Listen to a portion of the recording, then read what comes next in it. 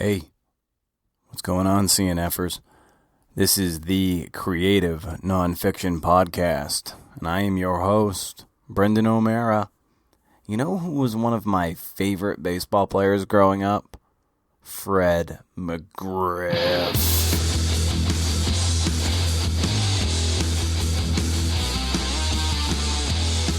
Fred McGriff was a 6'3" first baseman who tallied 2,490 hits and 493 home runs. He was also born on Halloween, so that's cool.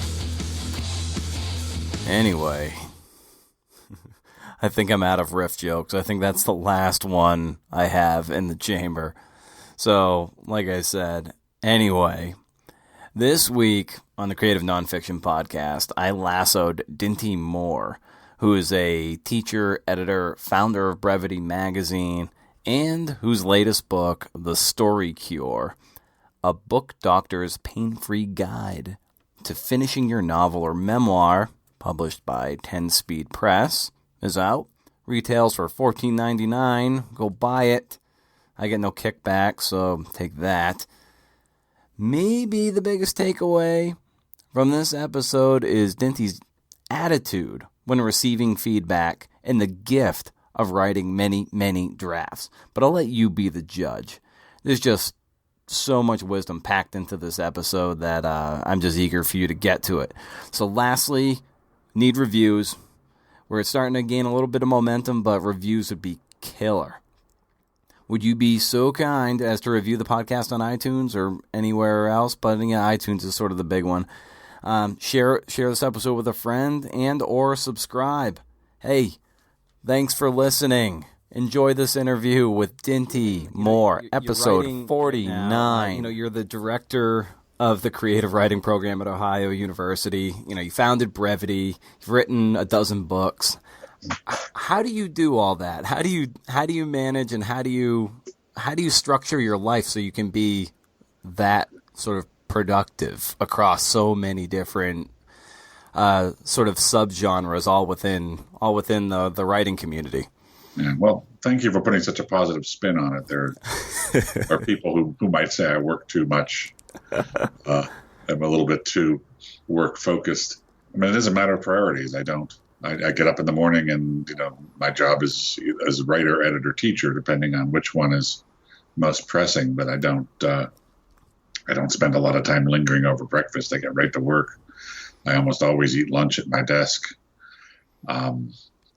I see some of my colleagues go for long leisurely lunches, and I think, boy, that must be fun. But I never quite do it. So it's really just, time management and stubbornness and focus. And there has to be, of course, if you're willing to spend that much time with it, there has to be on some level like a deep love of the language and the work as well. So, like, where does that come from? I don't know. I mean, I guess from years and years and years of reading and writing. But unlike a lot of other writers, I look back to my childhood. We didn't have books around the house. I don't know that I was read to as a kid. I have no memory of that. My mom loved newspapers. So I did, early on start reading newspapers, which is very different than, novels and literary works. My mother's, focus on what was in the newspaper made me want to read the newspaper. Eventually I wrote for newspapers.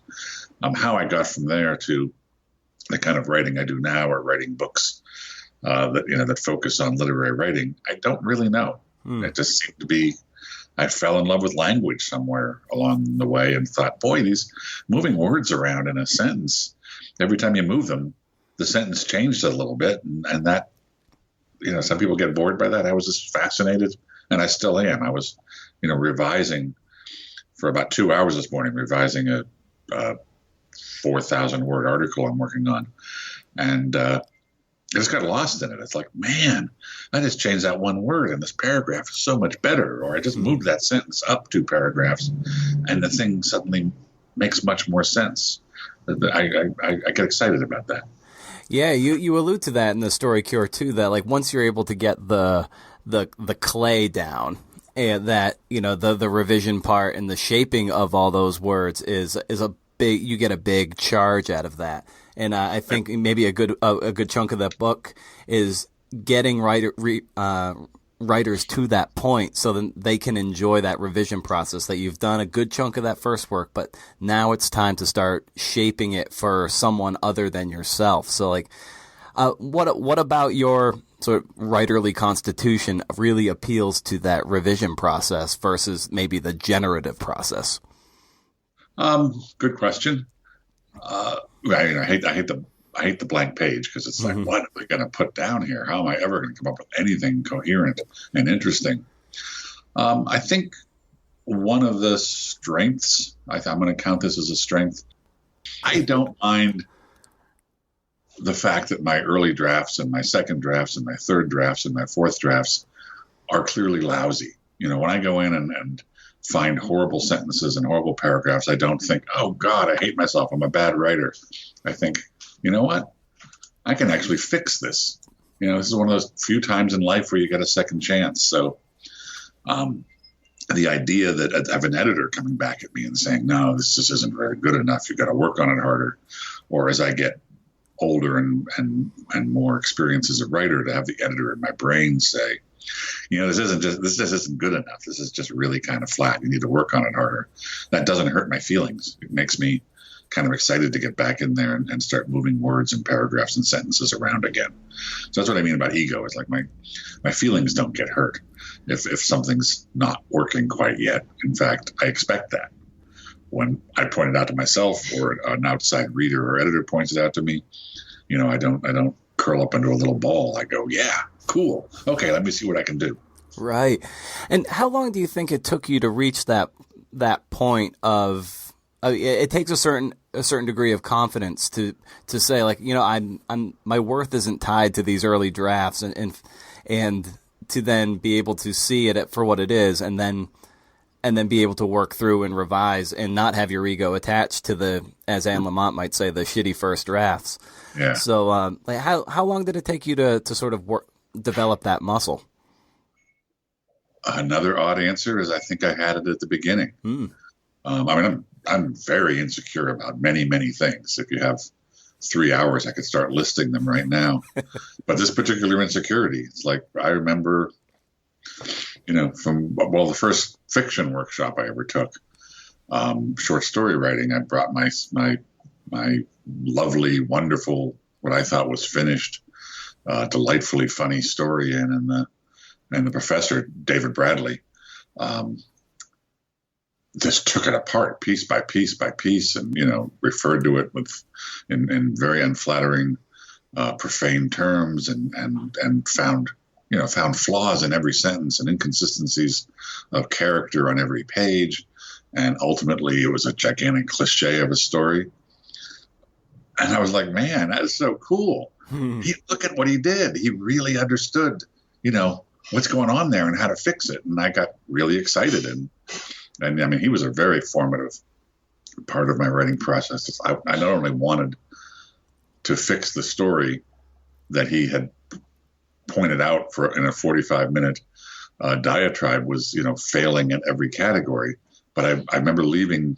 I was in Philadelphia at the time. I remember leaving that classroom thinking, man, I want to learn to do what he does. I want to learn how to see that stuff in my writing and other people's writing. And that led eventually, not right away, to me going to graduate school and trying to train myself to be able to see inside of a story and not just say, I really loved that, or I didn't like it so much, but to really, like a mechanic looks into a car engine, really be able to look at the moving parts and figure out, what's working and what isn't working and where the oil is leaking. So because clearly this is something that can be learned. So, and it was something that your professor enlightened you to. So how can a novice reader sort of cultivate that degree of insight and X-ray reading, as Roy Peter Clark might call it? Yeah.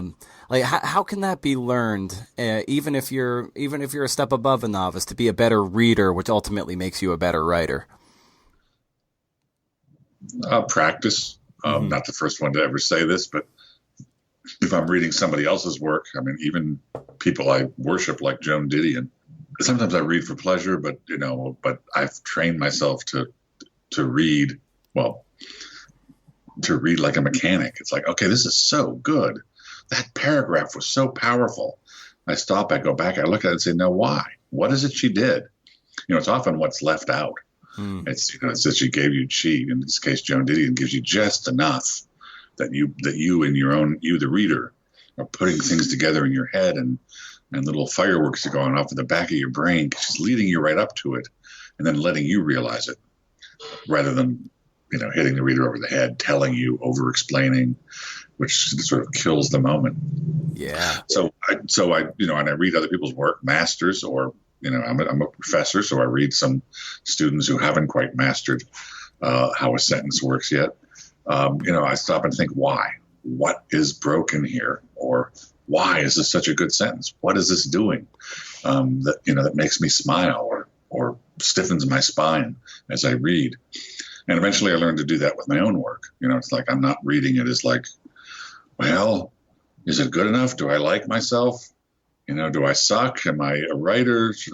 I'm actually, kind of dispassionately thinking, okay, let's look at this paragraph. Here's what's working. Here's what's not working. What if I push this word over here? What if I just take that middle sentence out? What if I move the last sentence to the beginning of the paragraph? It's like a puzzle. Or David Bradley, also the professor I referenced earlier, also sort of talked about child play and sitting in the sandbox and just pushing sand around and making a sand castle. That kid who's doing that isn't worried about getting published someday or getting tenure someday or becoming famous someday. He's just playing with sand because it's fun. And I try to get into that mood with words and sentences.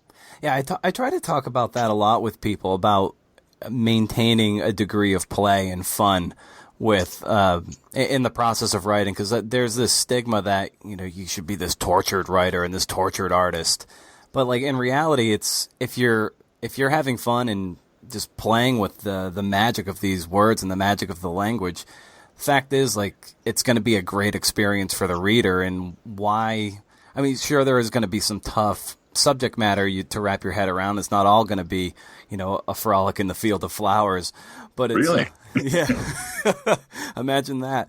But yeah, but if you, like you said, like just maintaining that degree of play and that childlike view of it, it makes for a much better process and will probably unlock a deeper reservoir of your taste, if you will. Sure. I don't want to be Susie Sunshine. Like you said, there are days that are just horrible. I'm just sitting there pushing my pencil or pushing the delete key and thinking, oh my God, I just don't have anything here. There are lousy days like that, but you can't live there. Right. For very long. And I also agree with what you just implied, which is if you're fascinated with the subject you're writing about, if you're having fun, especially if you're trying to write something humorous, if you're, just engaged with the process, it comes off the page, it comes off the sentences, and the readers sense that. Whereas if you're slogging through, deep in insecurity, the reader's going to sense that too. It's a little bit like acting. You see an actor on the stage who's just inhabiting that character, and there's something so magnetic about that. You can't take your eyes off him. And you see an actor who's kind of stiff and unsure and nervous and anticipating, and it's like, it's kind of hard to watch. Now, for someone who like edits and writes so much, sometimes the editor hat can like creep into the process a little too early, and I wonder how you divorce the two, especially in your generative first draft phases. So you're not editing as you're writing, you're just letting it loose, having that play, and then putting the editor hat on later once you have that mold of that ball of clay that you reference in the story cure. So how do you navigate those two poles? I do edit a little bit in the first draft. Actually, I think I'm just correcting typos because I don't type very well. But I'm trying to make sense. In a first draft, it's not just spewing or stream of consciousness, but if I type a bad sentence, and it's not really that interesting, I don't even go back and delete it sometimes. I just type a new sentence, hoping, I just layer on all these sentences. And like many writers, if I wake up on a Thursday morning and, I'm talking about the very, very first draft of something. If I wake up on a Thursday morning and write 2.5, 3 pages of something, by the next morning, maybe a half of the page, remains. I get up, I read it, I delete all the boring stuff, and there's half of a page, and then I start, building up some sort of structure around that to see where it goes, and then I have a new 4 pages, at the end of the day, and the next day I go in and I look at it and say, yeah, well, you got about a page worth of interesting material there, and even that's not that interesting. So you're always kind of, there's so many different metaphors, but it's sort of a process of carving away or building up the clay until until it starts to look like an elephant or starts to look like whatever it is you think you're trying to make a sculpture of. Am I answering your question? Not really. Oh, yeah. No, absolutely. I know what phase I'm at. It's like if it's really early on and it's not quite making sense yet, I have a voice in my head that I've cultivated that says, just hang in there, Dinty. Just keep working at this. One of these days you're going to come in, look at it, and go, oh, wait, now I see what it's about. I also know that 20, 30 drafts in, or certainly if I'm on deadline of some sort, there's a point at which I have to put on my editor's hat and say, stop playing around here. Yeah. Figure out what it is you're talking about. And I also, I think my students hate me. I'm not sure, but I think if they do, they hate me for this. I have my mean New York editor hat, and I use it on them, but I also use it on myself. It's like, okay, I'm mailing this off, or nowadays emailing this off in 3 days. I put that mean New York editor hat on and just say, come on. Is that a good opening, or you just kind of fell in love with it, but it's not really working? Come on. Is that the best analogy you can make here? Wait a minute. Look at all those flat verbs. Is that, I'm aware of where I am in the process and sort of take on I use different inner voices on myself, on my own work as I'm working my way up the hill. So as you were developing as a young writer, and like you said, you grew up reading newspapers, not necessarily books and literature. Actually, let me add something else. I grew up. There's my mother and my 2 sisters. My dad wasn't around, so I'd sit by the mailbox, which kind of came into the front porch of the house, the enclosed front porch, and the mailman would push the mail through, and it would be like some bills and Ladies' Home Journal and 17 and Red Book. And I kind of grew up reading ladies' magazines or women's magazines and the newspaper. It's like I was hungry. It's like whatever there was to read, I wanted to read it. Yeah. And how do you, at what point did you start to graduate towards some of the literature that you reference in a lot of your work, especially in the Story Cure? Like, at what point did those start to creep into your vernacular? Yeah, the school library. In grade school, I'm talking about 2nd, 3rd, 4th grade. These are very simple books, but I kind of got turned on to the fact that there's a whole world of books out there. And then later on in grade school, certainly high school, I know that I fell in love with Dickens somewhere in high school. If you want to go towards the more literary work, Dickens spoke to me the minute I picked him up. Something about the humor. Same thing with Vonnegut. The day I discovered Vonnegut, I read all the way through Slaughterhouse-Five, and then just went to the library and said, give me everything Vonnegut ever wrote, and went through them one at a time. Yeah, I had that similar experience with Vonnegut. Yep. Libraries were a revelation to me. I also started reading, nonfiction books, but not Orwell or literary nonfiction. I wanted to read every book about the Marx Brothers that had ever been written. And, Harpo's autobiography is actually memoir is actually a really wonderful book.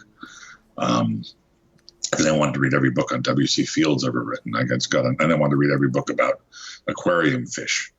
It's just like I wanted, to fill my brain with information, and libraries, I get on these little kicks, which is what I love about being a writer, because you can still do that. It's like I'm not filling out the same insurance forms every day for the rest of my life as a job. It's like I get excited about something. I say I'm going to write an essay about it. I get obsessed with something. I say, I'm going to write a short story about that. I get really obsessed with something. I say, I'm going to try to figure out if there's a book there. That's a real gift. Yeah. Just pursue your fascinations and curiosities and obsessions that way. And somebody say, yeah, good job. I'm glad you did that. And at the beginning of the story cure, you spent a lot of time valuable time right at the start talking about the heart story, and maybe what Tom French might call like the engine, and and how important is that to try to flesh that out as early as possible, but also because sometimes it takes maybe 100 pages, maybe more, to really get to the heart of it, to not get stumped by the idea of I haven't found my heart yet, but I still have to keep going. So yeah, how do you cultivate that? Heart story is simply, what is this really, really about? In fiction, a guy moves to Indianapolis and something happens and something else happens, and then he's in danger. So that's the plot. But what's it really about? Which is often something like regret, or something like deep insecurity, something about working out a problem from the past. That's what heart story is. I do a better job in the book, I hope, than I did just then. And it's a real gift if you sit down to write something, fiction or nonfiction, memoir or novel, short story or essay. It's a real gift if you sit down and you kind of know what it is that's driving you. But I often don't. I often kind of, as I've said earlier in this interview, I'm just sort of fiddling around trying to find that nugget. That nugget of something that's got the power in it, or that part of the story, that sentence, it's got the electrical vibration running beneath it. It's again, I'm going to turn the question around a little bit and say the people I know who fail as writers, students who they can write a sentence, they're smart, they have a great vocabulary, but they're just never going to make it as a writer. It's because they lack patience. Or they lack stubbornness. It's like they write something, well, this is it. This is how good it is. And that's, what do you think? Whether it's a matter of not knowing what the heart of your story is or what your heart story is right away, or whether it's a matter of having to revise your sentences and paragraphs 47 times, which I have to, before I'm satisfied with them. You have to be patient. You can't just expect it all to come out, or to know it all, or to see it all. When you sit down to write, you don't wake up in the morning and think, boy, I'm going to write a 10-page short story and I know everything about it. That's not, first of all, that's boring, because you need to be open to discovering something as you write, but it just doesn't happen that way. So whatever it is that isn't quite working in your draft today, whether it's a draft of an essay, a draft of a book-length memoir, a draft of a novel, whatever it is that isn't working, you have to be patient. You have to kind of keep working working on other parts of the book, despite the fact that you haven't quite, figured out what the heart of the book is yet. And you have to be patient and trust that you're going to get there eventually. Yeah, in speaking with Mary Heather Noble and Kim Kankowitz for essays that they wrote for creative nonfiction that won prizes, Editor's Prize, and some other contests, specifically those particular essays that won essentially were like they put in the drawer. They had that patience because there was just something that didn't crystallize quite yet. They knew something was there, but they just there was just something missing. In Kim's case, she needed a certain prompt. It was like a joy prompt, and then she was able to shoehorn this essay that she had for a while, and then it coalesced and crystallized. So it's just sometimes the drawer might be the best place for a piece of writing, and just to let it gestate there for months or years sometimes. That's worked for me countless times. So what do you think is the biggest problem you see when you've got your book doctor hat on, when you're trying to diagnose somebody's writing, like in whatever stage of the process they're in? Like what things do you typically see among people trying to, bring something that's of publishable quality? Right. Attachment, holding on to ideas, scenes, characters, metaphors. It's hard to let go of. It's hard to say, boy, I worked on this part of this book for 3 weeks, and guess what? Boom. All I learned in those 3 weeks is that the character doesn't actually go there. It's a memoir. I worked on this scene from my childhood for 3 weeks, trying to bring it to life. And then, all I realized was, boom, this scene from my childhood doesn't really actually belong in this book. So, the manuscripts that are brought to me, short or long, the biggest problem I find, to be very general, is there's a lot of material in there. It might be well written, but it's not taking the reader anywhere. It's either off subject. Subject sounds a little too directive when you're talking about literary writing, but it is not in the universe. It's either is not in the universe of the story. It doesn't fit organically with the story, even if it's true, or it's repetitive. It's telling the reader, showing the reader, illustrating for the reader beautifully something that the reader already knows, and the story's got to move on. You've got to take us someplace else. And it's sort of like piggybacking on that, and also the heart story is this invisible magnetic river that you write about, which is this great metaphor of how to pull people along for the story, however long or broad it may be. And I was wondering if maybe you could talk a little bit about that and how you came to that metaphor and what it means to you and how you sort of implement that in a lot of your teaching and coaching. Yeah, it started with teaching because my students would come in and they learned this as I did, from their high school English teachers. They'd come in and say, what is this? We're talking about a workshop now where the students are writing their own stories. In this case, it was a fiction workshop. And they'd say, well, what is the theme of this? And I'd be scratching my head thinking, and I'd probably use that term too. In fact, I did in my early teaching. But I was sort of scratching my head thinking, theme? Doesn't theme apply to dead white European authors, from the 17th century? Isn't theme, what Melville did with Moby Dick? That's an awfully big thing to be talking about in a sophomore college creative writing class. These guys just need to learn to write a story, not a deep theme. So I kind of walked away from that term, and that sort of morphed. My students, have their own language. Like, what does this story mean? Or what do you often hear this in poetry classes? Excuse me. What does this poem mean? As if it was just a riddle to be solved, or as if the reader was a code breaker. And I was very dissatisfied with that. Well, a story doesn't mean. A story takes you someplace and it's alive, and you feel that person's life. It doesn't mean something. You feel something as a reader. So I struggled around and I came up with my own metaphor, which is, the invisible magnetic river.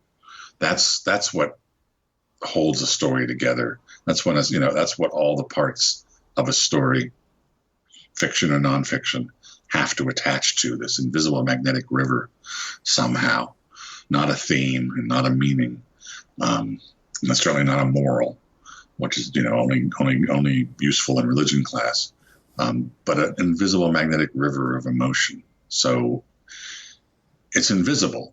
You don't want, as I said earlier, you don't want to hit the reader over the head with it. You don't want to say, this is what my story means, because that's just dull for the reader. Mm-hmm. It's magnetic because it's all the various moving parts of your fiction or nonfiction narrative should be leaning towards it or being magnetically pulled toward it. Otherwise, it doesn't belong there. That scene or that character or that image or that moment that you're recounting on the page, if it isn't pulling, if it isn't in a magnetic pull relationship with this underground river of emotion, then it doesn't belong in the book, or it doesn't belong in the story, or it doesn't belong in the essay. That's the magnetic part of it. So invisible, magnetic, and then river. And the thing I like about the river metaphor is, rivers are very strong. Rivers are pulling forward, just with great power. They have these currents but they don't go in a straight line. Rivers move, they meander, they slow down at certain places because, it widens, they speed up at certain places because you hit the rapids.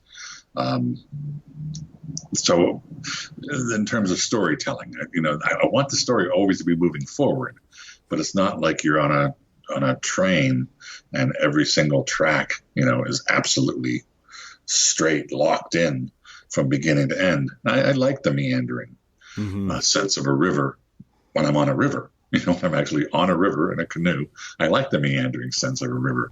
Well, I like it in stories that I read as well.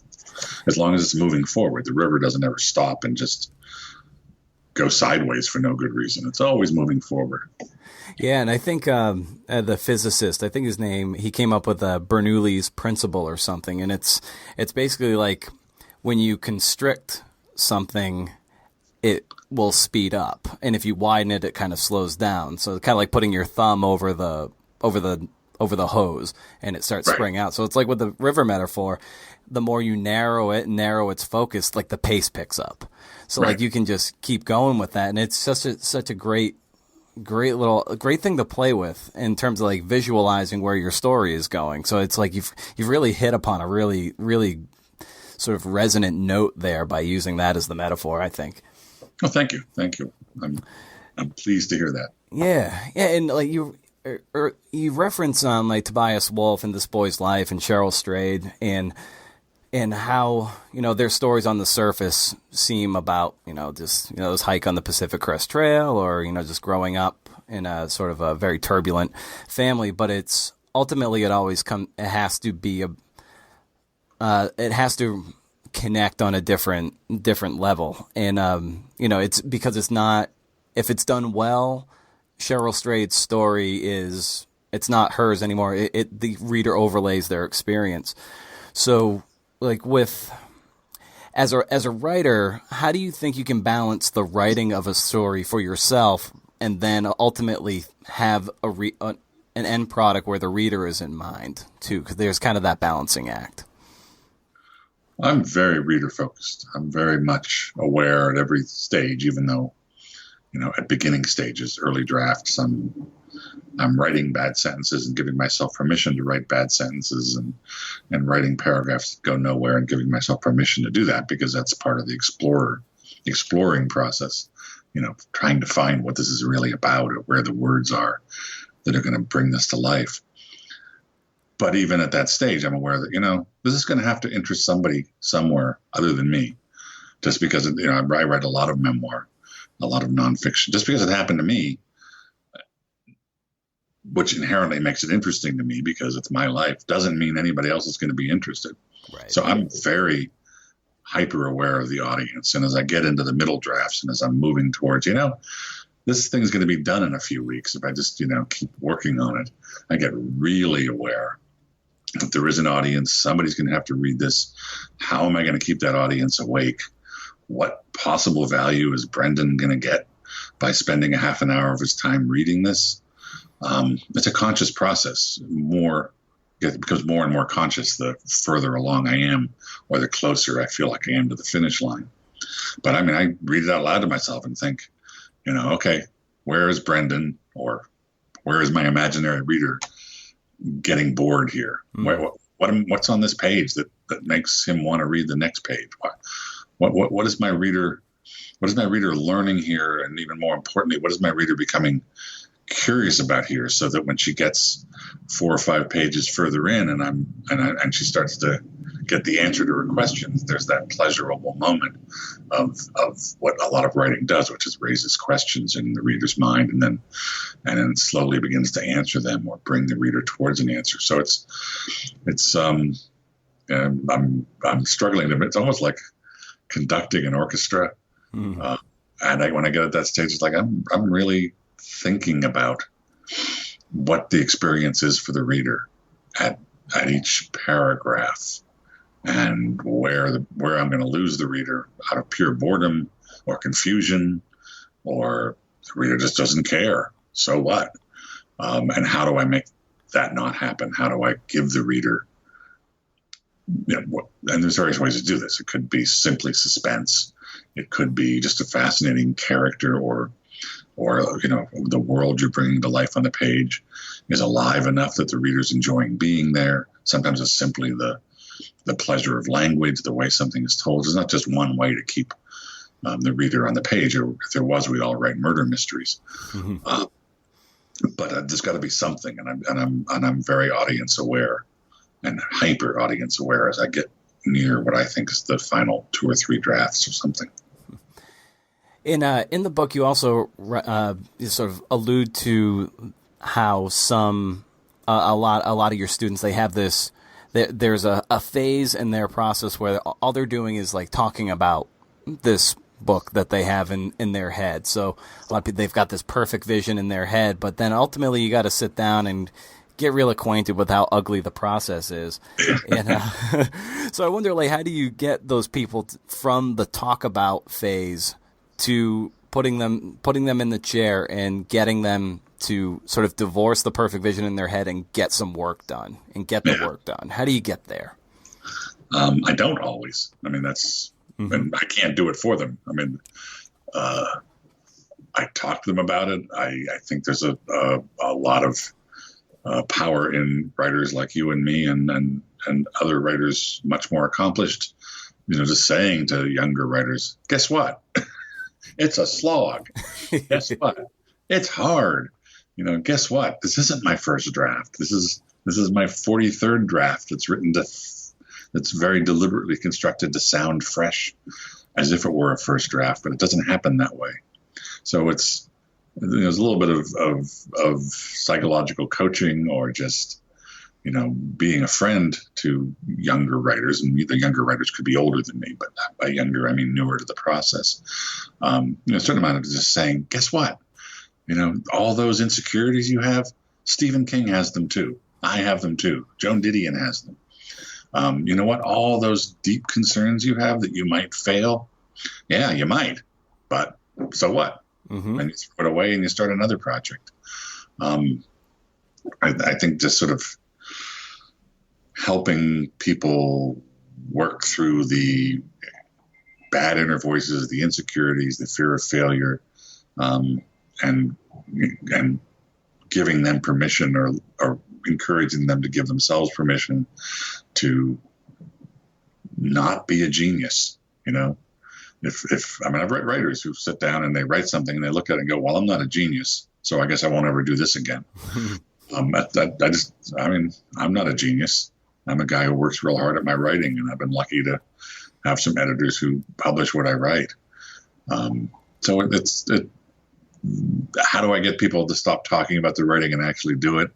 I think it's getting them over that initial hump.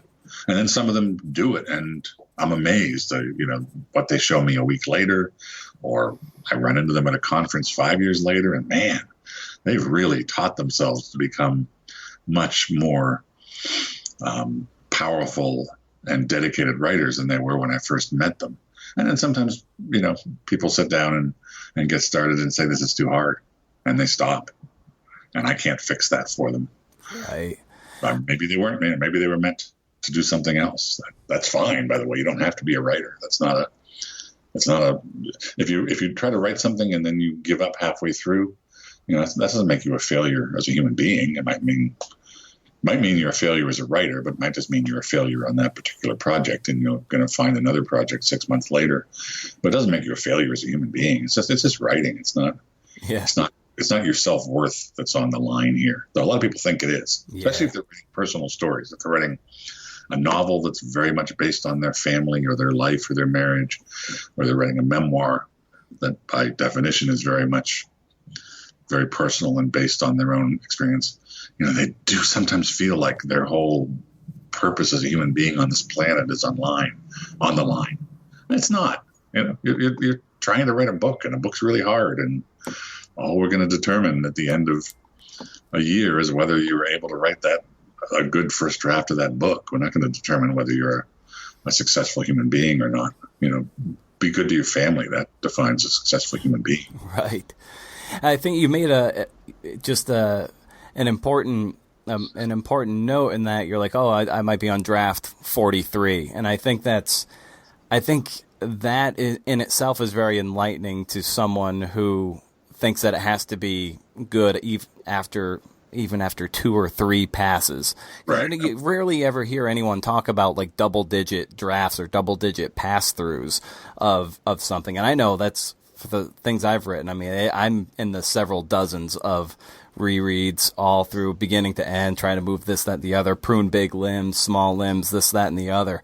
So like to hear you say like, yeah, it's 40 drafts. Like that's not uncommon. That's how you work. I think that in terms will maybe lighten or like sort of make the barrier to go through those drafts more porous for people to work through it. It's helpful to me because I'm just kind of repeating some of what I said earlier. Maybe if I'm on my fourth draft of a 20-page essay, although I wouldn't have 20 pages by my fourth draft, I'm still struggling with the first 5 pages maybe. And I look at it and I go, God, this is some really obvious ideas in here expressed in really flat sentences. And there's just no there. I don't panic. It's like, yeah, that's kind of what these early drafts are like. And I know I have another 30 drafts before I'm going to get it in any sort of a shape to show an editor. That's the patience. There's a freedom in that, though. You can. It's a glass half full, glass half empty. Oh my God, 40 drafts. That's so much work. I'm so discouraged. How could I ever do 40 drafts of anything? Well, flip that upside down. And it's like, man, it doesn't matter if my fourth draft sucks. I got 35 more drafts. Right. I did the math wrong right there, but I got dozens of more drafts to write where I know I'm going to get it right. I know I'm going to find something interesting tomorrow. I know if I just push at this by Friday, I'm going to have pages of interesting material. It's okay if it's not working right now. That's the kind of the freedom that goes with being a bull of a reviser. It's like where you were saying how you chose to view David Bradley's feedback as the gift that it was to you, years ago. Yeah. It's like, oh, I get to do more. You just unlocked more possibilities. Just like I get to write more drafts. Like it's a great way to spin it. You didn't tie your value to that feedback. It was the work, and he was actually trying to just make you a better worker. And so it made you better. So you weren't personally slighted. You were like, oh, great, this is the gift that it is. Yeah, I mean, it's like, I like to use the tennis metaphor sometimes. It's like, if I handed you, I don't know if you play tennis, but let's pretend you don't. If I took you out to the tennis court and handed you a racket and started lobbing balls towards you, very easy, soft balls that were right where they needed to be, you'd still kind of swat at them and miss most of them and hit the ones that you do hit into the net. I mean, some people give up, I guess. They say, I don't like tennis, But if you had at least any interest in tennis, you'd go back the next day and try again. And eventually you'd hit 2 balls back across the net and go, oh, I get it. And then you'd work at it. And you might not get to the Wimbledon, but after a couple of months of hitting tennis balls 3 times a week, you're suddenly hitting tennis balls. And then if you're hungry for it, you say, okay, how do I get to hit tennis balls really well? That's kind of the process of becoming a better writer. You aren't born. I mean, it would be a shame if the first short story I ever wrote and took into David Bradley's workshop at Temple University in Philadelphia, if that was proof of what I was capable of. Well, it wasn't proof of what I was capable of. It actually was really minuscule, early, flawed, amateur work. And David Bradley showed me that, just come out here and let me show you how to hold the racket, and let me show you, where to put your feet. And you can actually improve your own tennis stroke to where you're actually going to hit some tennis balls. In your own tennis stroke, whether that be, a two-handed backhand or backhand slice or heavy top spin, that in and of itself is sort of tennis metaphor for voice. And you talk a lot about voice too as the heart story in the beginning, and then towards the middle it's all right, this tricky thing that's voice and how to cultivate it is sort of it's a question that's always on the forefront of a lot of writers and teachers, I'm sure. So maybe how did you develop your voice, and how can people practice those tennis strokes to get to a point where it's no longer copying and piecemeal, but it is something that is wholly sort of original to the person. Right.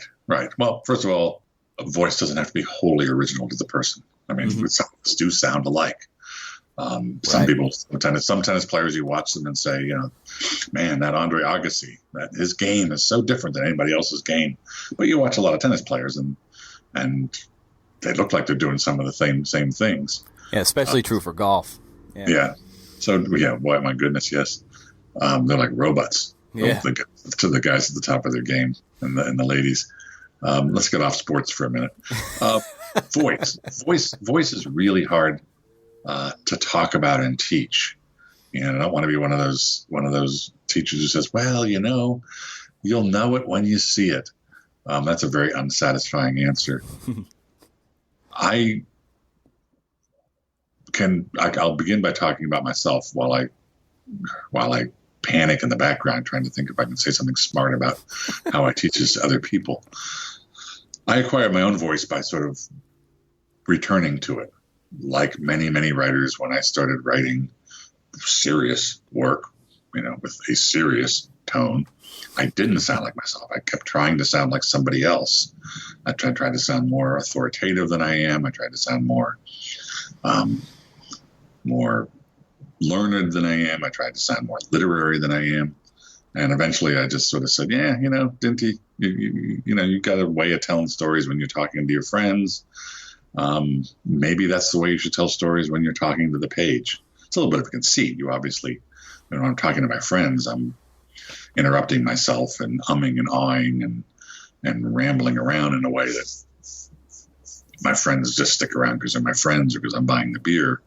And when I'm writing on the page, I need to be aware of cleaning it up and making it flow, aware of the rhythm, or where am I constricting the river and where am I widening the river. But still, it's kind of telling a story, fiction or nonfiction. Again, there are differences between fiction and nonfiction, God knows, but this idea of voice, there's not a big difference there. Telling the story the way you would tell a story to a really good friend. Emphasizing and spending time on the things that really matter to you. Using the expressions that you used or heard people use in that small town in Indiana where you grew up. Not trying to sound like you went to Harvard unless you went to Harvard. To me, my own voice sort of came when I got comfortable enough with being myself on the page, being a version of myself on the page. You have to, I know I'm more articulate on the page than I am in person because I revise those sentences. Right. I've had so much repetition in this interview so far. And if it was going to be published, I'd go back and take the repetition out because that's what you have the privilege and opportunity to do in writing. But, just relax and be yourself and use the phrasing that makes sense to you. And you don't want to use language so obscure that you lose the reader, but actually a little bit of, the weirdness of your central Indiana small town way of speaking gives flavor to your writing, and the reader enjoys that. How to push other people towards their voice is again kind of pointing a finger at where the writing stiffens, and pointing a finger at no, right here, look, see what you did right there? That's actually very alive on the page. Can you do more of that? You tell a joke on page 5. Why did it take 5 pages for you to lighten up and tell a joke? Or you're being very vulnerable on page 5. Let's say it's not a funny piece. You feel really human, and you're expressing your own doubt on page 5. Why did it take you 5 pages to get there? Let's start in that place. And taking a little side road, I wanted to briefly talk about this. Sorry for the pun. Briefly talk about Brevity, and what was the motivation to founding an online journal that was focused on a 750 word or shorter essay? I never imagined we're celebrating our 20th year. Wow. I knew it was a while. I didn't realize 20. September, it'll be our 20th year of publishing. I never imagined it would be around for more than a year and a half. I can remember very deliberately thinking, well, yeah, I'll do this as a little bit of a lark. What we called the World Wide Web back then was very new. So web pages were, there were only, there were like a couple thousand web pages out there, not 400 trillion web pages. So I thought, well, I'm going to see if I can teach myself how to make a website. And why don't I make this magazine and play with that for a year and learn something about how websites work. That was the idea of starting the magazine, as clueless as I was. The idea of brevity and 750 words was because I was reading a lot of flash fiction. There were a number of flash fiction anthologies that came out in the 1980s and 1990s. And this was the later 1990s that I started Brevity.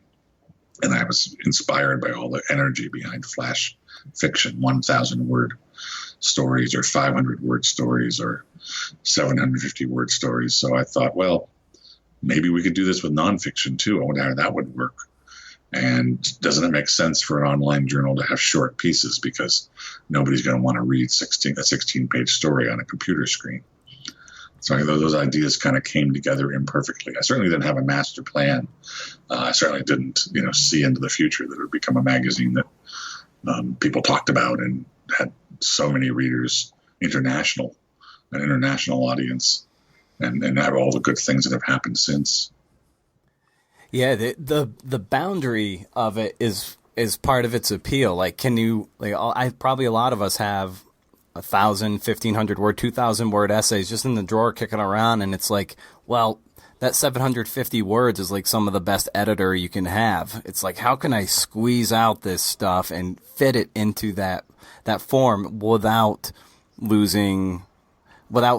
feeling like we're missing something? It's often like the best friend you can have is to say, well, you have no choice but to cut this by 50 or 60%. And, it's a great tool and a great ally to have that kind of constriction. Yeah, and when you go back to write your 3,000-word essay, you go back to write your full-length book, what you learned about your own writing and in struggling to cut your thing down to 750 words is, that can be that. I'm repeating what you said. I think that you learn a lot about your own writing in the process of editing it down to such a small space. You asked very early on about self-editing. That's certainly a good way to learn. Mm-hmm. Self-editing is to take a piece and say, I'm going to cut out every word that doesn't need to be here, and I'm going to, figure out a way to express an idea once and then move on. Because in flash work and very short, like poetry, this is true of poetry too, but in very short prose, every sentence has to not just deliver a message, but every sentence has to be doing 2 or 3 things at once. It's building character. It's creating the rhythm of the narrative. It's giving a little bit of mood or setting. It's beginning to construct the overall metaphor of the piece. You look at a really good flash prose, and each sentence is constructed to do multiple things, and then they all link together, and then poof, like magic. Though it's not magic, it's a lot of hard work. Poof, like magic, it all falls together, and it seems like an inevitably perfect 700-word story. And with the story cure, like what itch was that scratching that you were like, all right, I want to package this as a way to be the book doctor and diagnose these a lot of these problems in prose to ultimately like make someone a better novelist or memoirist. Like, so where were you and like why like I said, like what was the itch that this book was scratching for you? So I'm a college professor. I teach and have for many years taught both fiction and nonfiction writing to college kids, and I've written a craft book or two that it's kind of aimed at that audience. Like, here's what a scene is. Here's what an image is. Here's what a metaphor is, these sort of things. But I also, over the summer, more and more, I've been lucky enough to get invited. I teach at the Kenyon Review Summer Writers Workshop. It's a week-long workshop every summer. And the students tend to be in their 30s, 40s, 50s. They're accomplished people, not college kids, but they want to be writers. They have projects they're working on. Kenyon's just one of them. I've done it, different places up in Vermont. I've done it down in Georgia, different summer conferences. And that audience is very different. They're not naive. They probably took creative writing classes in college, though now they're, scientists or lawyers or doctors or small business people or, whatever they're doing in their lives. They know the basics, but they don't quite know how to sustain those basics for a longer project. So these people will come to me with 3 chapters of their memoir and I don't know how to get to chapter 4. Or they'll come to me with a completely written first draft of their memoir or novel and say, I know some stuff is working here and I know some stuff isn't working here. And I showed it to a few agents and they went, meh, well, what do I do now?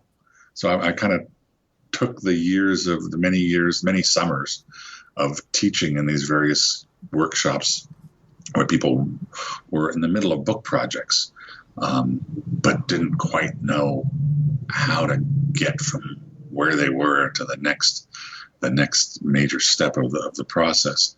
And I thought, I'll collect all of that. It's so for a different audience. And, that's kind of the audience for this book, I hope, is people who understand, they're readers. They understand, what the basics of a story are. They may have taken some writing workshops 2 years ago or 22 years ago, so they kind of know what dialogue is and they know all the basics that we teach, at a sophomore level creative writing class. But they don't know how to write a book. They don't know how to tackle a project that's going to excite them and break their heart again and again and again, over the course of 2 years. And I thought, I'm going to try to get that information that I've been sharing in the classroom and sharing one-on-one, working with people, trying to get that into a book form and see where that leads, which is kind of, but most of my projects are, I'm going to try to do this and see where it leads. I know exactly what I'm doing. Yeah, I never know exactly what I'm doing. Sometimes afterwards, I pretend that I knew exactly what I was doing, but if you were in my office hearing me mutter to myself as I write, you'd understand quickly. I don't know exactly what I'm doing most of the time. I think the book has so much value for the novice looking to start or someone who's more seasoned who just needs to get across the goal line. And I noticed that a lot of the tabs I put in here, the several dozen, it's like, oh yeah, I know I can apply that to this thing I've got in the drawer, and this might get it over the goal line. And so it's got everything for no matter how long you've been doing it or how little you've been doing it. So it's just like a great handbook to keep on your shelf and to pick out and be like, oh yeah, that's how to diagnose this little malady in the piece. So if you weren't 3 time zones away from me right now, I'd come over and give you a hug. So it's a very nice praise. Well, fantastic. Well, virtual hugs from the West Coast. So, but DInty, I'll let you get out of here. Right? Thank you so much for carving out an hour of your morning. This was a lot of fun for me, and people are going to get a lot out of this, I think. Thank you, Brendan. Yeah, you're very welcome. Take care. Okay. All right. So long. Bye-bye.